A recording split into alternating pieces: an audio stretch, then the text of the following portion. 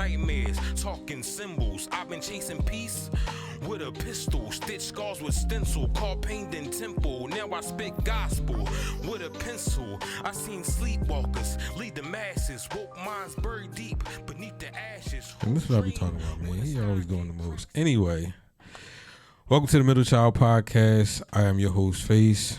With me today, I got my homie Zay, and we got LaShawn with us. Cut that out. Say Naomi. Oh my God. Try to get my government to these streets. Right, go ahead. Anyway, I look crazy right now. This was kind of last minute, but I've been currently in therapy, and there's something that I kind of wanted to change the format of the podcast for a little bit. I feel like in this period of my life, I'm looking for a lot of answers. I got a lot of questions, and some of these things affect me being a parent. Some of these things affect me being a man. Some of these things affect me being a partner, and I'm a serious relationship. In this, what I want to do is I want to read you the summary of my appointments almost. And after I've done the homework myself, presented to the podcast and listeners and to whatever guests appear on the show to get their opinion and their own personal answers and how these answers may apply to themselves or their lives or loved ones or people they may know. So here goes the summary of my last session. Client presents with interpersonal emotional processing challenges like rooted in early childhood, relational dynamics, and emotional suppression. Patterns of emotional avoidance, self-isolation, limited emotional vocabulary, and contributing to strained family relationships, especially with his children. Client demonstrates insight and a desire for change, suggesting readiness for therapeutic work. Current symptoms suggest possible underlying features of avoidant attachment, emotional inhibition, ADHD, potentially exuberated by unresolved grief, intergenerational trauma, no current signs of depression or psychosis. Now, I want to present the first question after going through this, and then I'm going to toss it to Naomi. Niggas. The first question that I have for y'all, and then I'll chime in afterwards, is what emotions do you tend to avoid or dismiss in yourself and others? And if you do, where do you think that pattern may have started? That's a good one. For me, I would say taking accountability when I'm wrong. When I know I did something wrong, and it's like, all right, bro, come on. Like, because I feel like it stemmed from me always wanting to be right, and I know I'm not always right. Mm-hmm. But I feel like that's my weakness, is trying to take. Now, I'll do it. If I know I'm like, all right, I like the person. What, turn it down some? Oh, it's twisted. Yeah, because it's, all right, cool.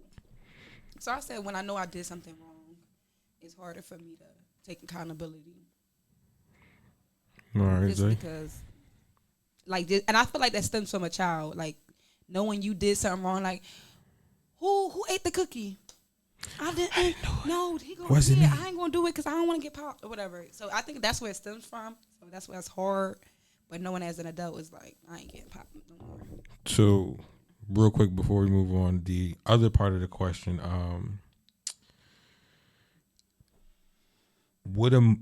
is there ever situations where you have a tendency to avoid emotions altogether? Mm-hmm. Yeah. Zay, how about you? Honestly, mine would probably be grace. Like, I don't give myself grace, but then I also don't give other people grace. Like, certain times when people are like doing certain things, or they're like say if you have a process that you have to get something done, I don't give people enough grace to be like, hey, they struggle with something, or I just kind of like, you got to figure it out. And I do the same thing to myself. I don't give myself grace at all. I'm really, really like constantly like riding myself, pause, but I'm constantly like going over and over again, like trying to figure out like how I can change things and make it better. But when it comes down, and I do the same thing to other people, like if somebody say like, hey, I had a bad day, I kind of don't give them as much grace as I should. I'd be kind of like, deal with it and kind of get through it. All right. So for me, going through therapy, this is kind of where it starts for me. It starts for me being raised in a household, single mom, 2 older sisters, younger brother. My family don't really talk about nothing. We don't really deal with issues. We don't really have conversations. So a lot of times if there's a serious subject matter, or there's a serious offense, or there's a big issue, is you deal with your emotions, you process them, and we just move on. And how that has affected me in my adulthood and dealing with other people is, if there's a moment of me being sad, I have a tendency to stay away from people. Like just recently, my injury, right? I had a few days where I literally couldn't put my drawers on, couldn't put shorts on, t-shirt.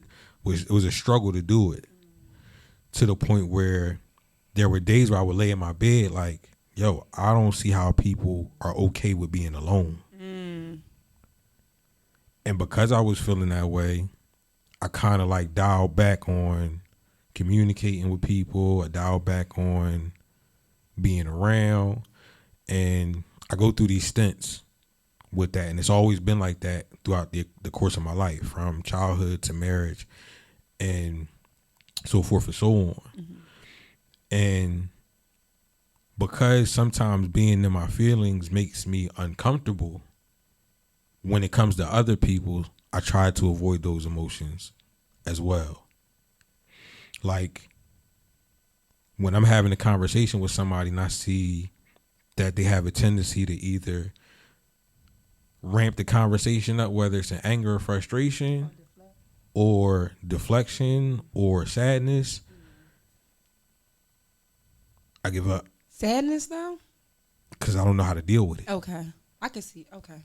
Like when people tell me they, like, interestingly enough, when people tell me that they lost a loved one, I literally look at my text messages like, what do I say?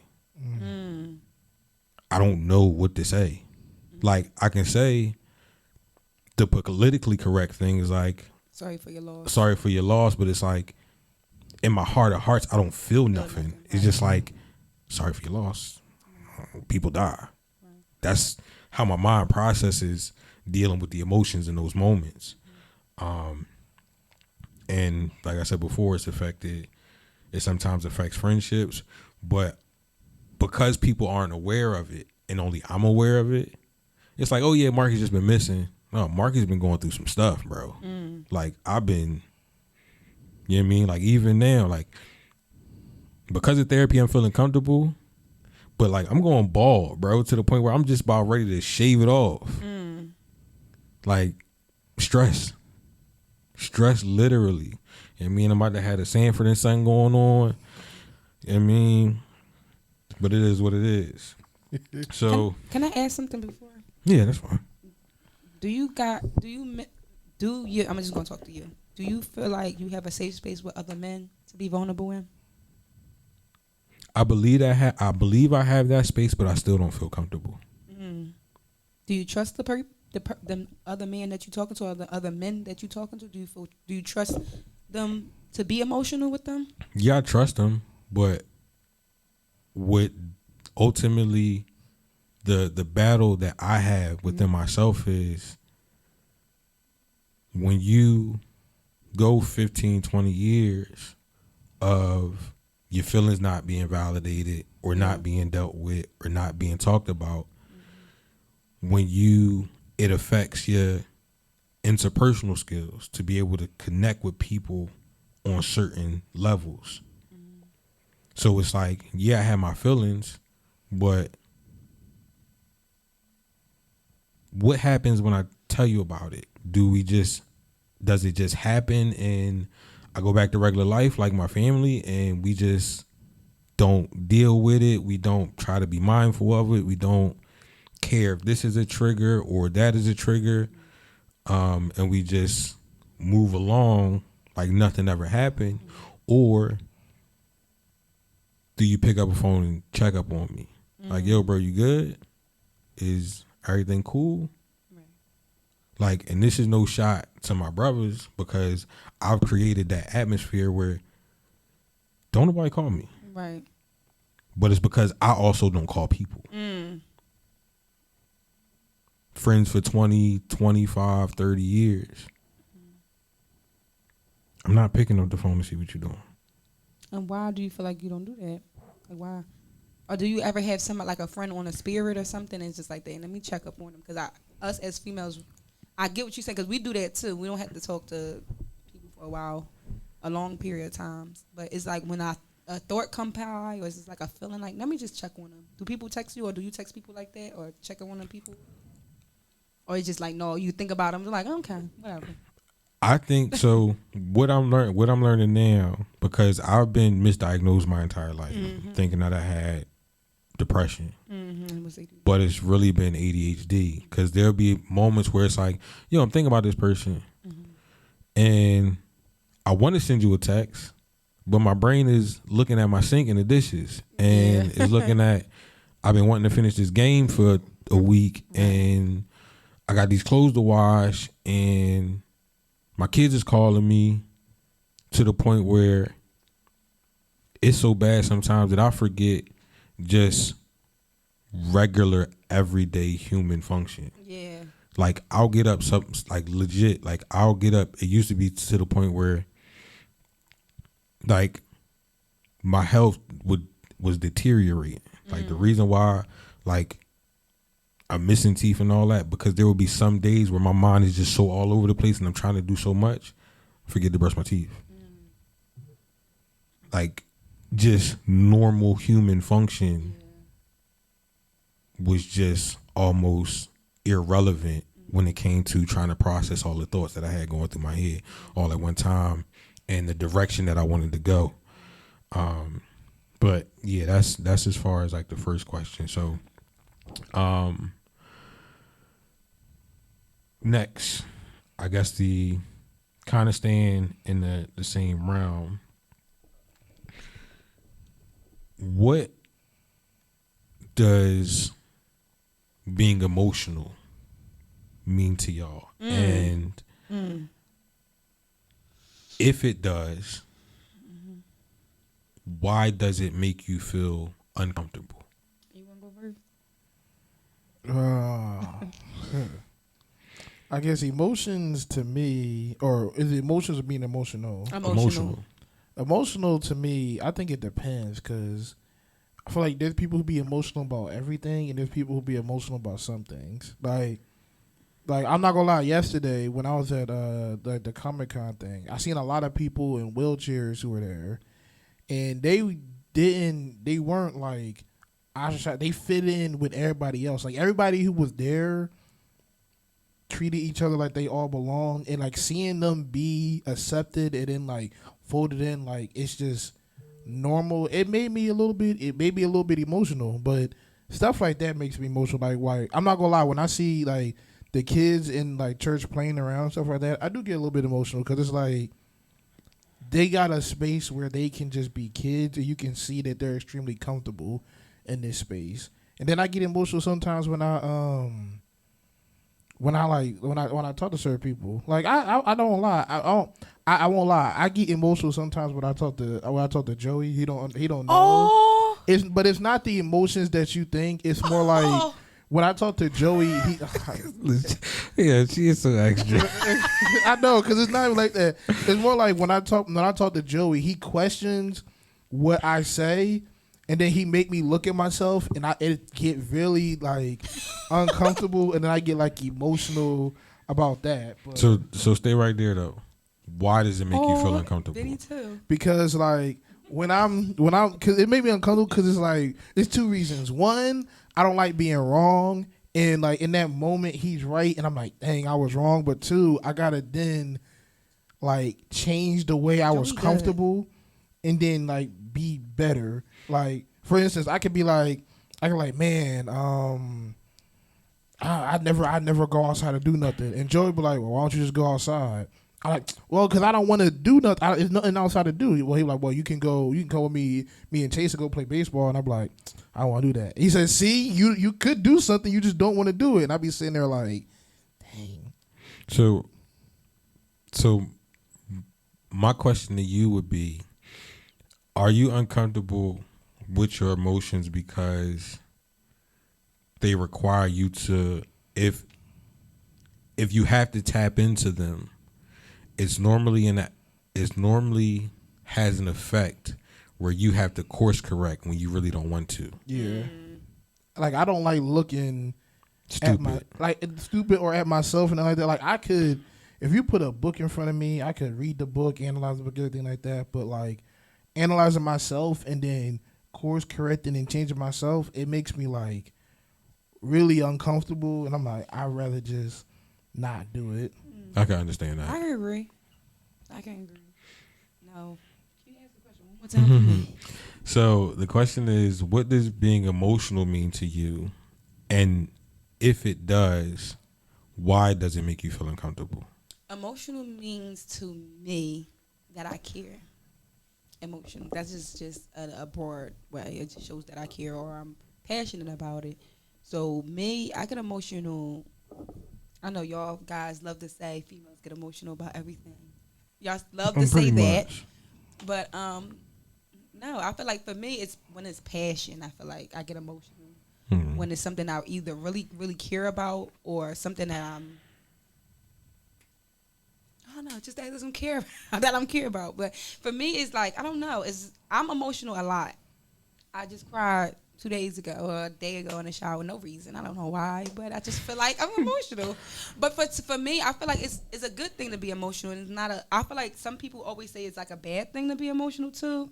Like you said, like over emotional. It depends. Like if it's something pertaining as far as a person's feelings or how I feel towards something or how I feel towards any, like I'm gonna say a person. I feel like I clearly care. Yeah. That's the way I show I care. Like I'm vocal about it too, but it can. I feel like emotions can come out in another way, right. And emotions can come out not always good neither. Yeah. But I feel like I know I'm going everywhere with it, but I just feel like for me it's just basically a broad thing of that I care, that I'm passionate about it, and I mean I know some men can't take an overly emotional female. I don't even think it's so. I don't even think it's the not being able to take an emotional individual, whether male or female. Mm-hmm. I think the issue comes from not being able to regulate. Yeah. Okay, I can agree. I can agree. I agree with that. Yeah, for sure. Because for me, being emotional is just being able to experience the spectrum of emotions. Mm-hmm. So whether it's anger, happy, sad, whatever that emotion is. Now, when people say emotional, I believe it's a hypersense of those emotions, and the inability to regulate those emotions. And for me, it was what makes me uncomfortable about my emotions, or made me uncomfortable about my emotions for so long, was my inability to control them. Okay. Because if I'm having a serious, deep, passionate conversation with somebody where my feelings are invested, I'm not going to hold you. I'm a crybaby. No one would ever be able to tell unless you actually seen me in a situation where we had to have a conversation where I had to be my most vulnerable. Those type of conversations I cry every time. Not even, no cap. Every time. But because I can't control it, it scares me. Because unfortunately, on the backside of that, we live in a society where if a female does, you can be the manliest man, fixing cabinets, killing niggas, like all that, like, you know what I mean, taking out the trash, opening car doors, but the minute you cry in front of them, it's like, yo, bro, like, what's up with you? Yeah. Or if you have an issue with something, it's why you acting like a yeah. And it's like, dog, I'm a human being. Like, I'm a human being at the end of the day. Yeah.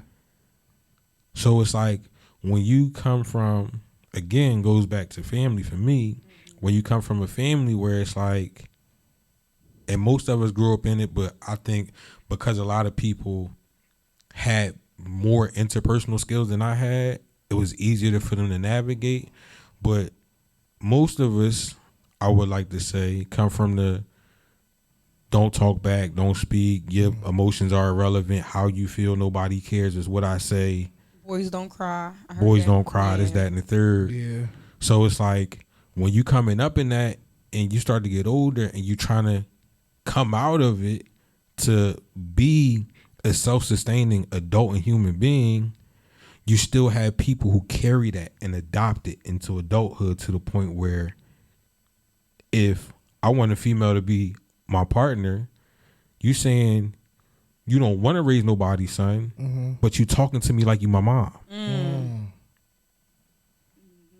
You shouldn't be crying about that.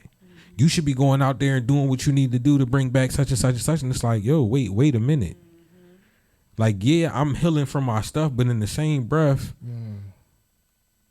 granted, they say we marry the first person that we marry our parents in essence. The ideology behind it is your first love is normally your mother, and then whoever you spend your life with is that person. Whether that's true or not, we don't know. I'm not going to assume it is. I don't know everybody's story, so we're going to leave that there. We're going to put a pin in that. But for the most part, I come from a family where my mom necessarily didn't shut our feelings down, but because she was going through her own thing, and she was struggling with her sexuality and having 2 ex-husbands and girlfriends and children who were uncomfortable, because at 13 that was taboo. I'm 37 now, so at 13 years old, gay people was ready to fight. Yo, your mom I'm ready to punch you in your mouth. So it's like I'm processing all this. My mom's dealing with her emotions and feelings. I can't really talk to you about it because you don't want to talk about it. I can't talk to you about what's going on with me because you don't want to talk about it.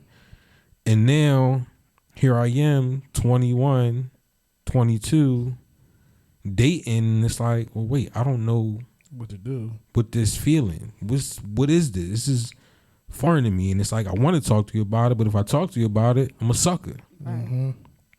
If I express to you that I'm upset because I don't like the way you just did what you did, it's like, nigga, you a grown man. Why are you nitpicking? Why are you complaining? Why are you nagging me about this? And it's like, wait, no, bro. Yeah. I have a right to be upset about something that you doing that I disagree with. Right. Yeah. And don't make me feel less of a man because I don't agree with what you're doing. Yeah. It's interesting because, like, my dad was 2 different ways. Just be clear, we can curse on here and say, like, certain things, right? What? I'm talking. The producer. Cut that out, Joey. I'm sorry. So basically, what happened was, like, when I was really younger, like from 1 up until, You gotta respect the I want to space. say like 12 maybe 12 or 11. Anytime I showed any emotions, my dad would call me the F word. Dang it. Yep. That's not a cuss word though. Yeah, but I didn't know if they were fair. comfortable saying that. He would say that. We're gonna have to bleep it for YouTube. Yeah, but he used to say that all the time. He didn't switch on emotions until he had his first heart attack, and then after it, he started holding space for that. And my sister came back from college and forced him to start feeling emotions. After that, he finally started holding like emotional space and understanding stuff. Like I remember the only time he saw me cry was when I got fired and I sat on the steps and I don't know what to do. And at first when I did it, I thought he was gonna, say the word, all that. And he was like, it's not that bad. And that's the first time he actually held some emotional like space and stuff. But he did that. My dad was 50 when that happened. Yeah. So it was at the but then he also grew up a whole different way. That's my dad too. My dad sold heroin down the bottom and then got arrested and went to the army, got kicked out the army, and then found God later. So when it came to emotions, he didn't know how to do that. He been so immune to him and numb to him for so long that it's just like, I just got these kids. Let me just raise them. And that's what you were saying earlier. You were saying like Trump, like how you was brought up, intergenerational trauma. Right. And I feel like you were saying, I have an older father too, and I just feel like it's just the age thing of how they was raised. Right. So all they was just doing was trying to teach us how they was raised. Yeah. But just to know like. And it just sucks sometimes because it is literally not until, like figuratively speaking, and probably factually speaking, it's not until they on their deathbed where it's like. That's true. That's so true, Marcus. That's true. When he was on his deathbed, let me love the people that's around me. When he was on his deathbed, Marcus, that was probably the most. Probably the best part of y'all relationship over the last 20 something years. Yes. The year he died was the best time he was emotionally and like that was probably the best. That's true. My dad passed away.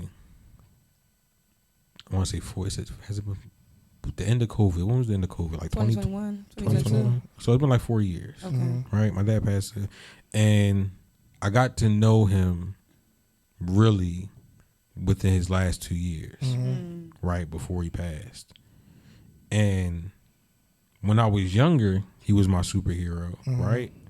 Like my dad wasn't the greatest. Like he's a retired Vietnam vet, PTSD, like to the point where he not taking his meds and he see a Vietnamese person, he like they after me, and he hiding behind shelves and ducking behind cars. Like that's how messed up he was. And from the childhood superhero vision and seeing him in the last 2 years, it was like superhero times 10. Once we be able to have those serious conversations and those emotional conversations of answers or questions I had just about whether it was why things happen, because parents probably try to protect you from everything. Why things happen.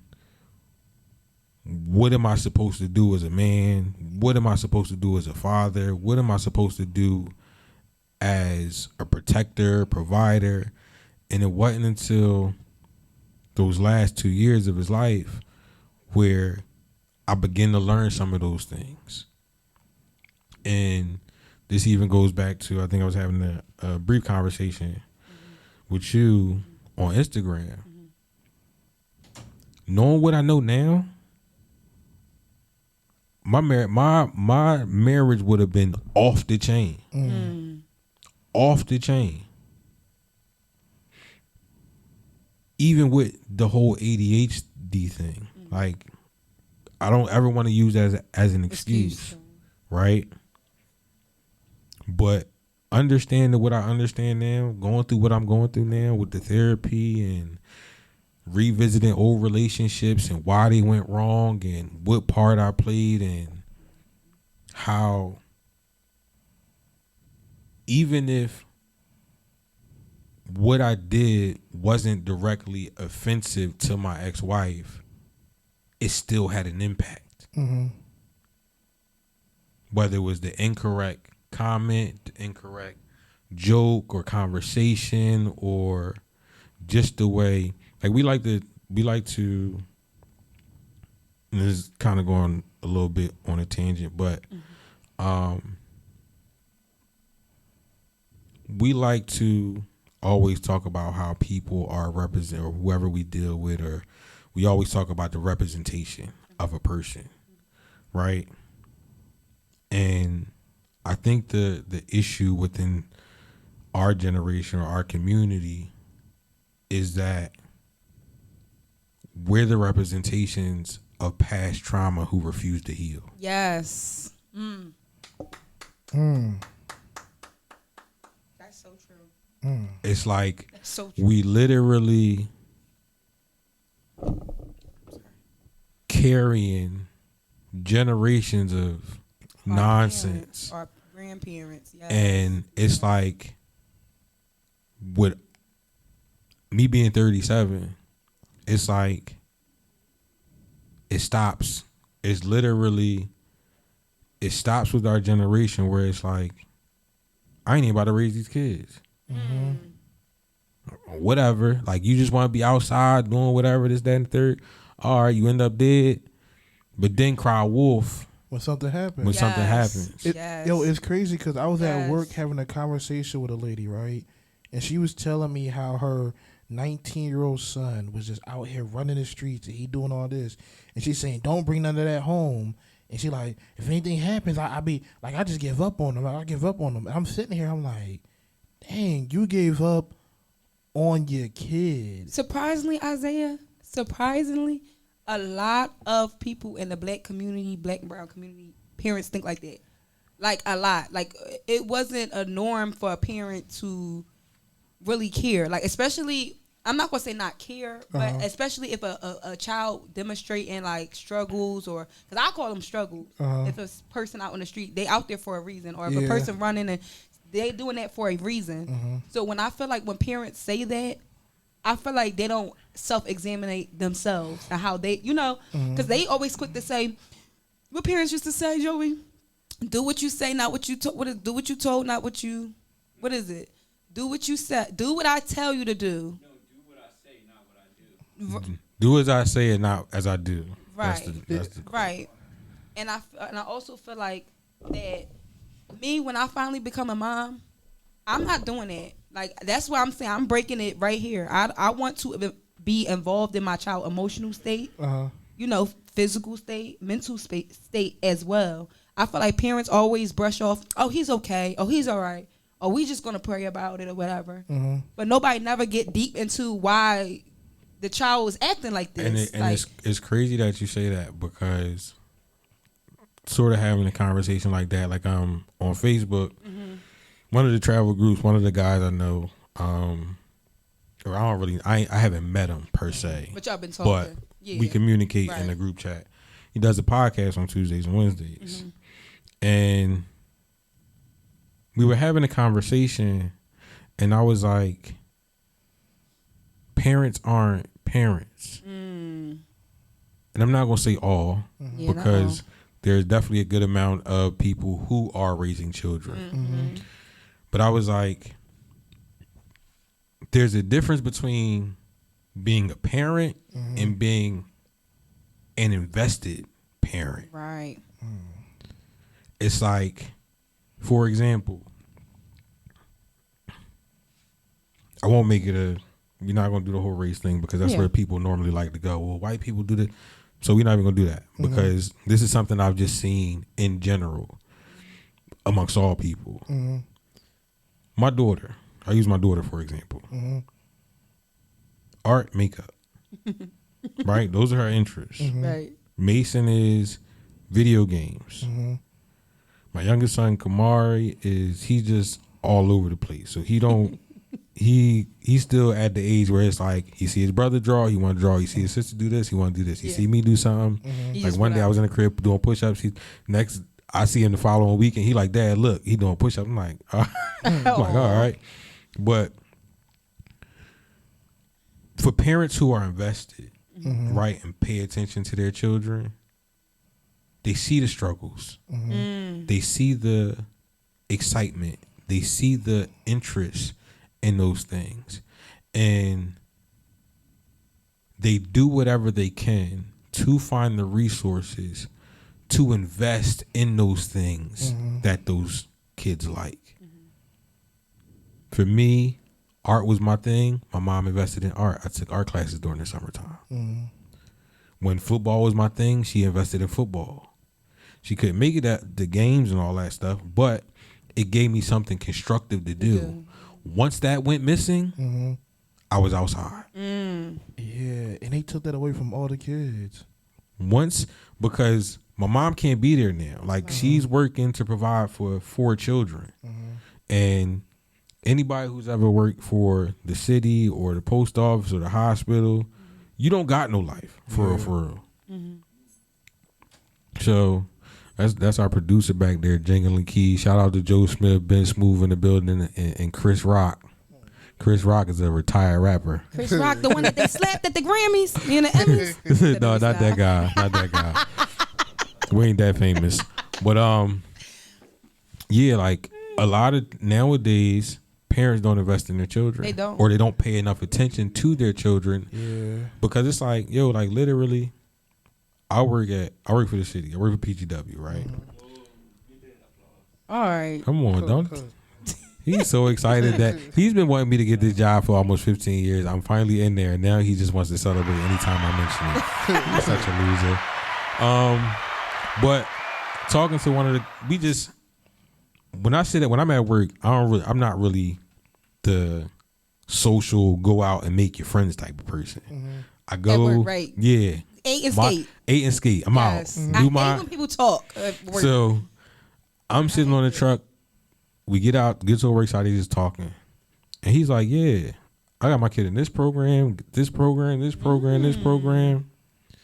And the one guy says, how much? How you paying for all this? He says some of these programs are free. They are. POW, Police Athletic League. No, they took away POW. No, they got it in certain cities. I mean, all locations not open, but certain locations, they still have events. Oh, I ain't know that. They when they defund the police, I forgot what it was, during COVID. During the riots or whatever, they defunded the police, and they still got some. They still got some programs now. All POW is not still there, but they got some. But I mean, even with that being said, it's like there's programs out there even for the less fortunate. Yeah. And a lot of the times, you have a lot of people who like to make excuses. Yep. Like, oh, I got a 9 to 5. There's mentoring programs. Yeah. It ain't gonna cost you a dime. Yeah. Get that little nigga male mentor. No, seriously. Before, like, cause you, and this is my thing, right? Cause I look at myself. My job, I gotta be working 7. Overtime is mandatory. So if we get stuck on the site, we don't got relief. You're there until the job is done. Because I know this, what do my kids want to do? Spend more time with you. Camp, after school program. If they wanted to do karate, I'm gonna find a way to pay for karate. Right. I'm at work as much as I am, so it's like, why not invest in your kids? why not? Right. And on top of that, if I have to, I'm gonna go without. Yo, bro, I ain't been shopping in like a year. Really? I haven't been shopping in a year. Like, one of the reasons why I cut my locks off, because it was too expensive to maintain and try to give 3 kids what they want. Right. I'm okay with looking rough. I don't care. I like parents like that. Oh my gosh, yes. I don't care. I love parents like that. I bought the J's I got on now. I bought a year and a half ago, bro. Mind you, everybody know, yo, I make good money, but I don't care. I'm not out here to impress nobody. Right. I don't. Now, granted, eventually, I'm gonna have to look like something if I want somebody next to me. But it's like, even right now, it's like I'm fixing me. Amen. You know what I mean? I talk to somebody, but that's not a relationship. We cool. We communicate. We hang out. We have fun. And I can talk to her about certain things. But one, as far as that's concerned, that's on her time because she's also dealing with things that she's going through that she's trying to fix, and it's like, all right, I respect it. If that grows into something, cool, because I'm getting my life together. It don't, I done made a friend for life. It's not one ex in my life with I'm not cool with. That's me, and people be thinking I'm wrong for that. I can't say That's that. And people be I like, hate- yo, you tripping, bro? that's How me. you cool? It's like, dog. That's me. Yo. Outside of my and no ex-wife weird stuff and no weird stuff. and my big mom, those are probably my most serious relationships where I put time in and I made mistakes, and that's why they ended. My other relationship that lasted a couple months, probably a year, it's like, I don't like you no more. That's all. Yeah, We just cool as friends. This relationship thing ain't. it for us, right? Because 9 times out of 10, I don't even. We'll have a conversation, but it's like I ain't really did nothing to violate. Yeah. So it's like, or they violated me, and I'm just a forgiving person. Yeah, I'll be honest with me. Every girl that I've ever dated, They like, I hate them. No, Get them away from I don't me. hate them. I love my exes. Shout out to my exes. They hate me. I Love all my exes. I don't do nothing to them. It's just the fact that like, what happens is when we dating, I'm the nicest person ever. But as soon as you mess that off, it's a switch, and you're no longer gonna get that type of nice for me, and they don't like that. Sidebar. So Yeah, we definitely got a little sidetrack. So. I know. I'm sorry. Yeah, sidebar, real quick.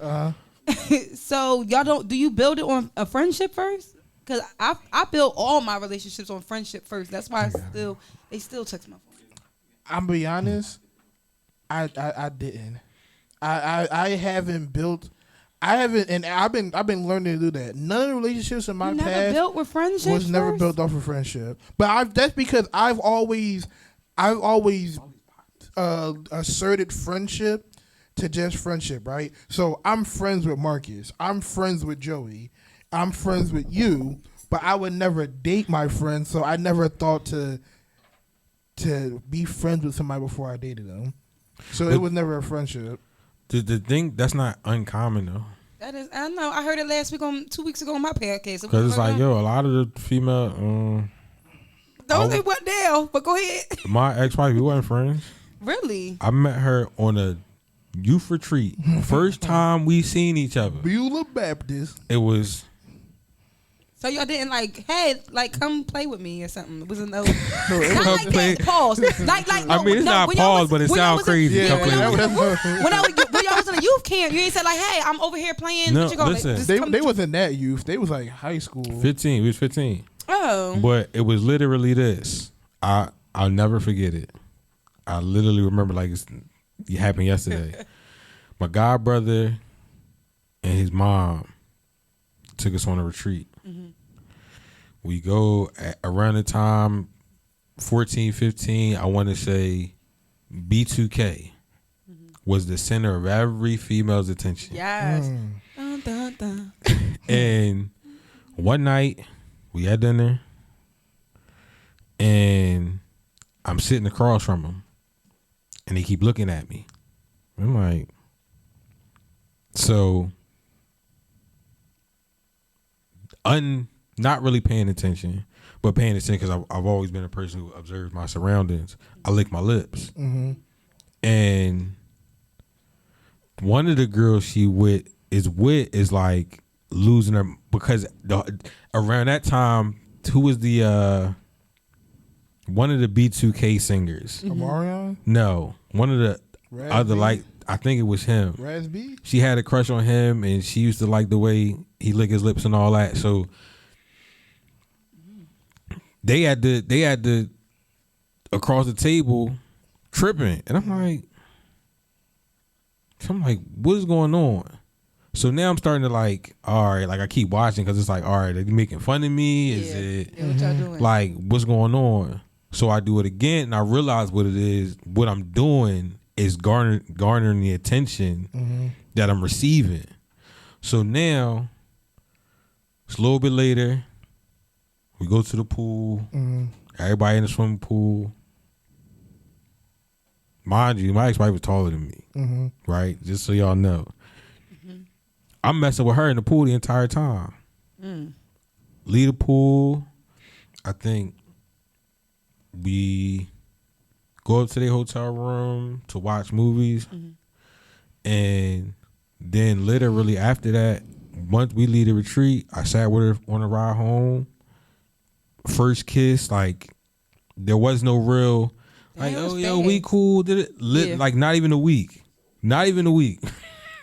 But even now in adulthood, it's like that with a lot of people. It's like, oh yo, what's up with you? How you doing? Da, da, da. Exchange numbers. 2-3 days later, you at the crib, smash. Yeah. You my girlfriend now. Like, wait, dog, I don't even know you. Yeah. But we kind of went off on a tangent, y'all. I like to just kind of let the conversations flow naturally. Yeah, for Don't sure. want to definitely feel scripted. So we're going to get to this one last thing, which kind of goes back to dealing with emotions, right? Have you ever had the urge to shut down or walk away from a person or conversation, and are you afraid of what would have happened if you might have stayed? I definitely did that. I remember I was taking a final exam, and I was talking to this girl, and we was dating, and she asked me one simple question, and I just completely shut down, ignored her, and like, What she say? I think she just, she was like, I'm taking the final, and she asked me, she said, like, are you taking your final? I said, yeah, and she's like, oh, I thought the class was already done. Now, mind you, that's a simple question. But why would you say that stupid stuff at the end? While I'm taking the final. So I just shut down, snapped on her, blocked her, Dang. everything. Oh, I think I remember you telling us about this. I was So wait, you did all that because she asked you? I thought the class was over. But while I'm taking the final, Oh. like it was an online class. I'm taking the final. I tell her I'm taking the final. She says that. I'm like, So you block her? oh yeah, blocked her and everything. Because I had to be careful with her because she got a foul mouth, and if I don't block her, she'll send me a bunch of crazy text messages, and she'll keep calling my phone to curse me out. So I have to block you. Yes, they like them mental toxic. peace. They like them toxic. I don't like them toxic. Toxic Half y'all girls men like like toxic. toxic girls Y'all like me. good girls. I'm convinced. No, y'all don't I like do. Good girls. I y'all do. like toxic. No. Good Chris girls like toxic. No, too. good girls don't like good guys. They like all that stuff. So that leave us with the toxic women. What? Yeah. wait. don't make no sense. I'm busy looking at Chris Yeah, over here because Chris smiling. know. Because Chris know he over- like toxic. Cause No. he got right. He Chris- know he like toxic. Chris back been itching since service. He over here. So wait, say that again. I'm saying good girls only like toxic guys, so they leave us, the rest of the normal people, with the toxic girls because nobody left. What? All the good girls go to the toxic, so we stuck with the toxic women. Y'all don't even like good girls. We don't have a choice. Before we get into all that, let me ask LaShawn the Oh question yeah, again. yeah, because I'm gonna say what? It was about to get crazy. Yeah, 'cause I can go back to my toxic ways. I just keep getting locked up every time I go get toxic. So All right. So the question is, if you felt the urge to shut down, or have you ever felt the urge to shut down or walk away during a conversation, and what are you afraid of if you would have stayed? yes, I have. I feel like I'm gonna just say a time. I was being vulnerable with somebody I was talking to, and I was telling them how I felt, and it was like a little emotional for me, and I probably shed a tear or two, like. But I feel like the person wasn't receiving it, and that made me so mad. I walked away. I'm like, you know what? I don't care. You ain't about to embarrass me, like. So I'm emotional when somebody don't receive how I'm feeling, and I don't like that. Like, especially if I'm really letting my guard down, I'm really being like real emotional. Like, this how I feel and stuff like that, and they just don't accept it. I shut down, and I have done it before, and I end up not talking to you no more. I'm cool because I feel like some men, I'm not gonna say all, some men lack emotional intelligence. You know, True. especially from a female's point, because y'all look at it like, oh, she's just being over, or except she just being, might be her period or whatever. But no, this really how, and I can understand we females emotions are definitely heightened rather than males, but that's for me. Like if I'm emotional and if I'm telling somebody something and they're not receiving it, that's what makes me like shut down and just be like, I'm cool. I just get it from the next person, I guess. Hopefully. So now, if you were to stay, like, what? I would be hurting inside. I would be hurting if I stayed. No, not even just with the person, but like if you, like, let's just say, me and you are having a disagreement, right? And you want to shut down and check out. Are you afraid? Is you checking out and walking away from the conversation because you're afraid of what might happen if you stay, or just because I just don't want to keep arguing or don't want to keep debating about it? I'd be like, all right, Marcus, you got it. And I've done that with my friends before. And then we come back and revisit it later when I think the emotions are like lower. Yeah. But at the time, I'd be like, all right, Marcus, you're right. You got it. It's cool. Yes. And that's not always good, too. Because it's like, what are you doing? Not. Shutting down on me? No, and now I'm learning how to say, can I please revisit this later? Can we revisit this conversation later? Because right now, I can't take it. And I did that for my last person I talked to. Look at me, LaShawn, get better. Look, you call me Naomi. Yes. Now she out here talking. My man call me LaShawn, but she said, don't confuse the viewers, please. Confuse y'all. Sorry, I got cold. I don't know. I'm learning, and that's the good thing about it. Everybody can just learn, because it's okay to say, "Hey, listen, right now, good job. I need some time. Can I please revisit this conversation in 30 minutes, in an hour, or whatever?" And yeah, somebody actually was like, "You know what, LaShawn, you can actually revisit it tomorrow. It's okay." Like the conversation changed and everything. No, because they really thought I was like, "Oh, that's mature." When I tried that, I got cursed out. You like toxic girls? I mean, so I don't even want to say toxic, because everybody know my ex-wife. She's not a toxic person, but it's like when people don't know how to deal with emotions, or I don't know. Your ex-wife used to be my biggest bully at church. We talking, boy. Shut up. Anyway, but so I'm a lot different from y'all in these instances, right? My issue is when I'm angry or frustrated, it increases my offensive vocabulary. And I don't mean cussing. I mean using words I know you don't know. And because I know you don't know them, and I know you're going to argue with me, I now have to explain the words that I'm using and what they mean in accordance to what we're talking about, to the point where now you say, why are you talking to me like I'm stupid?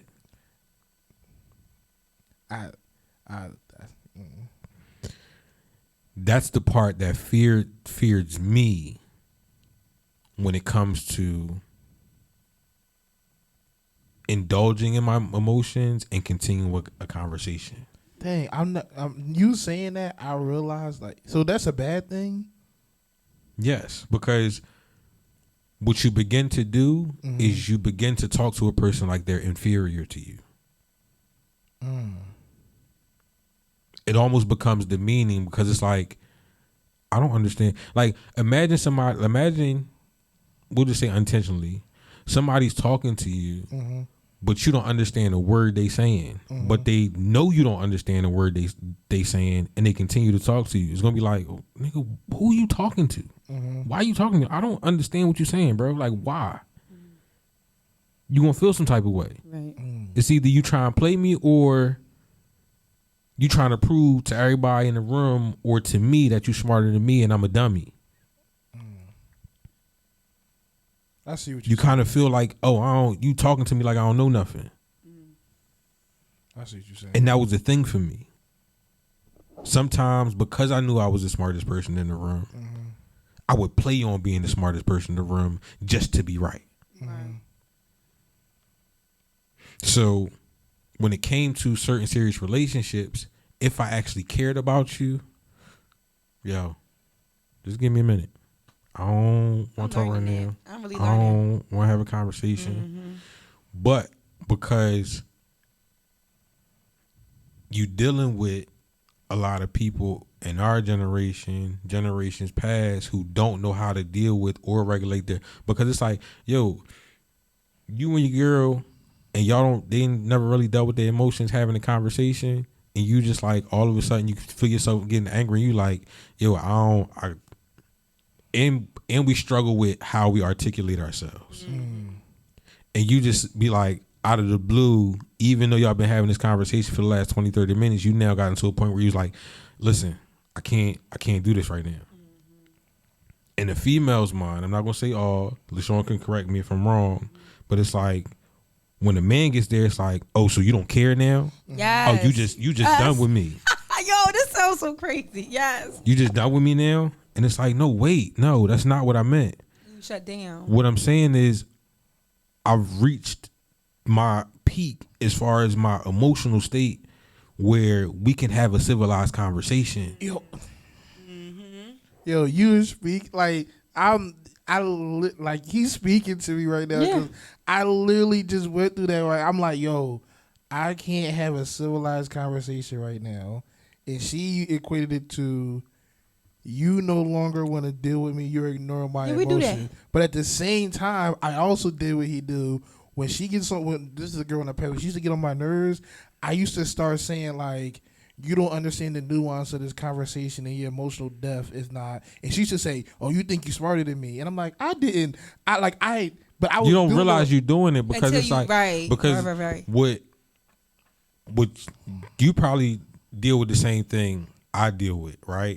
Whereas though, when I'm having a conversation with somebody, you're not allowed to walk away from this conversation saying, I think he meant this. No. What I said is what I said. So I'm going to make sure I use words that you can clearly understand, know the definition, and define the exact thing I'm saying to you. So there's no, oh, so I think you meant this by that. Like I was having the conversation with my baby mom, I was like, this is the truth of the matter. Because telling them I was going through therapy, I was like, I had a conversation with my daughter. And I explained to her, I explained to her how I explained it to my daughter. My daughter's 13 years old. She's seen the ups and downs of me and her mom and life in general when it comes to us. And telling my baby mom, I'm like, you may not necessarily like how I'm about to say this, but a part of the reason why I can never revisit, rekindle, or repair that relationship is because, and this is me explaining to my daughter, is because I chose to create another family with you. She was like, why you gotta say it like that? But that's the truth. I said, it's the truth. Ooh. You may Sometimes not like it's gonna be it. uncomfortable. And You may sometimes not it's gonna be like it. uncomfortable. Right. But in order for me to get my daughter to understand, listen, you have a little brother because I disrespected my vows. You preacher. Yo, that's why. Yo. So it's like, yo, you can't be saying stuff like that. And it's like, that's the problem. We don't say it at all, and we You don't say it at all. Right. It's like, oh, they're too young to understand. Oh, they not ready to deal with this. So what? You rather your children battle with their emotions, and then from 13 to 18, it's discourse, and they don't like you, or they disobedient, or they destructive because. I don't know about you. When I was a teenager, when my parents didn't tell me certain things, you lying. Yeah. Why you lying? Why you lying to me? Right. Yes. For years, I hated my dad, not knowing he was sick. And it's like, yo, if you'd have told me that this nigga see Vietnamese people and think he back in Vietnam ready to shoot somebody's head off, you had a better understanding of. I get why you don't always want us with him. I get why he forgets. I forget why he goes into these moments where he's dad and then he's MIA. This nigga got demons he battling. Now listen here. Right. Right. Imagine having a flashback of somebody throwing a bomb and you 2 feet away. Right. You see the people that resemble this and you like, am I back in war or am I home? Like, Yeah. it's like we're so scared to have these conversations, Yes. but it's like, yo, they need to be had. Yes. Yeah. The truth ain't always pretty. Right. Yeah.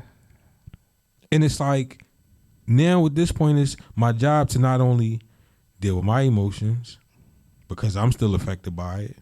Like I was telling LaShawn, yo, if I could correct anything, it would be the last 13 years pertaining to the family I started with. Right. Biggest regret of my life. But I was also young, dumb, and immature, even though that's not an excuse. Right. I take onus of the things that I've done. I take onus of the words that I spoke that were not only destructive, but demeaning and damaging. So for me, it's always been, when it comes to the conversations and dealing with issues, it's always been, let me back off. Even now to this day, because I'm not perfect. I'm a human being. I still have my issues. I still got my triggers. I still got my traumas that I'm dealing with. Can I regulate my emotions now? Yes. But in regulating my emotions now, I'm able to have a conversation and say, hey, listen, you saying I never do something is a trigger for me because I know I did something. You saying always is a trigger for me because it's not always that. But that's because I'm a person who's very particular with words. You say those things, I go from 2 to 10, and now I'm like, yo, chill out. Like I don't even want to have this conversation anymore. Because if I stay at 10, we might hit 100 miles of running, and now you like, I ain't even gonna say that because I'll never be in a position where a female can tell me to get out of her house.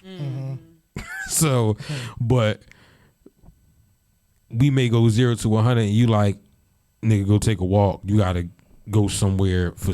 Go smoke. Go take a smoke break. You gotta go do something, drink something, and then come back in this house like you got some sense. I'm not about to be doing that with you. Yeah. But this was definitely a good conversation. It was. Yeah. Definitely a good conversation. So I'm definitely excited to share more of therapy and what I'm learning. Yes, black. Because like Zay, like LaShawn, throughout this conversation, just me going through therapy and some of the things that I've said, learning from therapy, are things that they've been going through or have went through. Yep. And they can recognize it and say, oh, that's what that is. Granted, I'm not a licensed therapist. I'm not trying to fix nobody.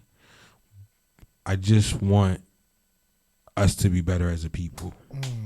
Hey.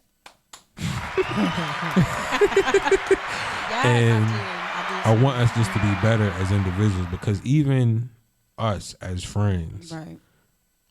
I would say for as long as we've known each other, our relationships probably aren't the best that they could be. Right.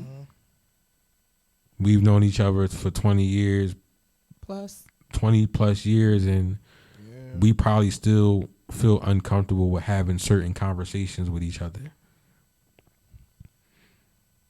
I'm pointing at Benny. I'm sorry, y'all. He's rocking back and forth with thought like, yeah, we don't. She made it so it was hard. It was hard. It was hard. I'm sorry, Ben. But I think this is a step in the right direction. For sure. Not only for the comfortability with each other, but with just people being able to recognize or even if they share the same story or similarity, to say, hey, therapy might be the way to go. Yes. Yeah. Yes. What they talking about might be some of the things I'm experiencing. I don't know how to talk about it. I don't know how to articulate it. I don't know what the root cause of it is. But yeah, today was good. It was. I appreciate You're y'all.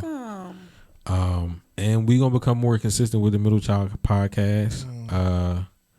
My job may get a little in the way sometimes, so I'll try my best, even if I got to do it from the crib solo. But appreciate y'all checking out the Middle Child podcast. Bye. See y'all later. Woo-hoo, y'all. That's Oh. So let's go back to what I was saying before.